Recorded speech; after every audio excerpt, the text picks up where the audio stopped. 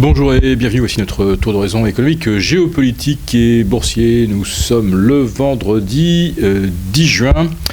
Et pour savoir comment tourne la planète finance et non pas la planète foot, même si aujourd'hui c'est le début de la Coupe d'Europe, eh bien c'est sur la bourse au quotidien et nulle part ailleurs. Et le titre de l'épisode du jour, c'est Le dernier ours est parti hiberner. Oui, ça peut paraître surprenant parce que franchement, la mi-juin, c'est pas la saison, sauf éventuellement si on parle d'ours vivant au sud de l'Argentine, et je ne suis même pas sûr qu'il y ait des ours dans cette région. L'ours en question, c'est Marc Faber, un des plus contrariens et bears systématiques, qui a toujours manifesté son scepticisme devant les politiques expansionnistes et expérimentales des banques centrales et qui maintenant semble changer son fusil d'épaule alors que les indices US sont revenus à moins de 1% de leurs records historiques absolus. Et bien maintenant Marc Faber pense que l'on pourrait aller plus haut, voire peut-être battre des records, et il vient d'avoir une illumination. Les banques centrales coordonnent leurs efforts pour injecter de l'argent et dans ces conditions-là, les actions ne peuvent pas baisser.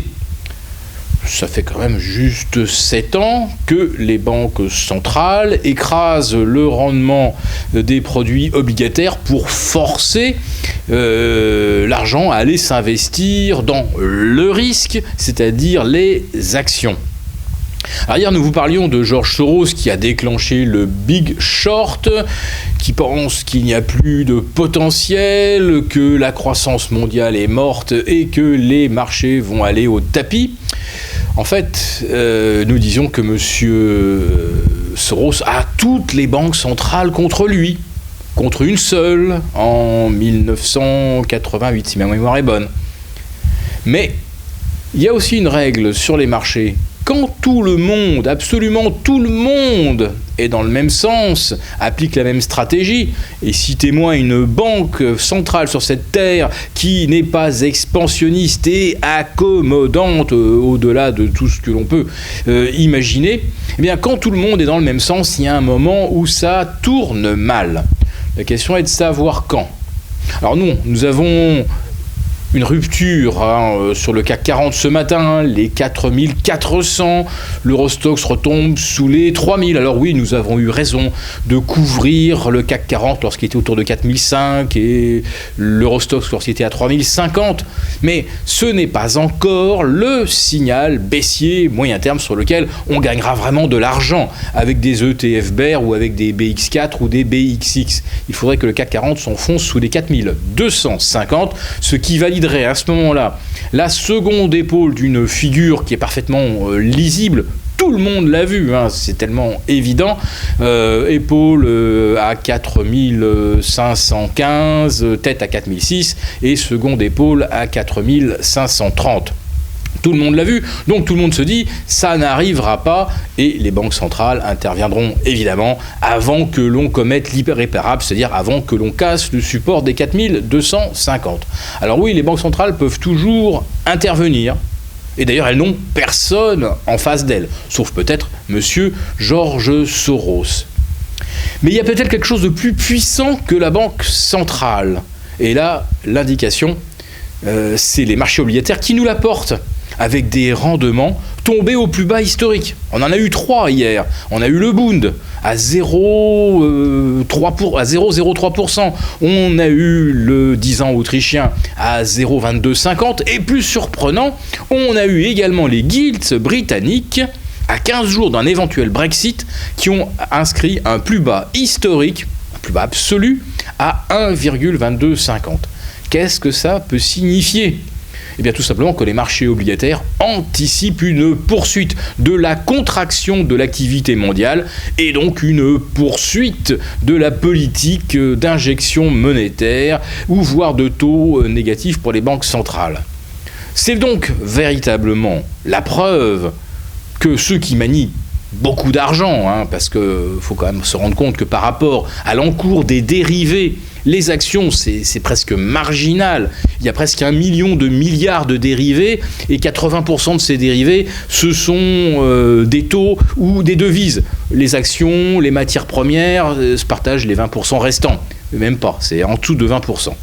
Donc l'indication première vient des marchés obligataires et ils nous disent que la croissance mondiale est en train de s'étouffer et que les pressions déflationnistes continuent également de progresser.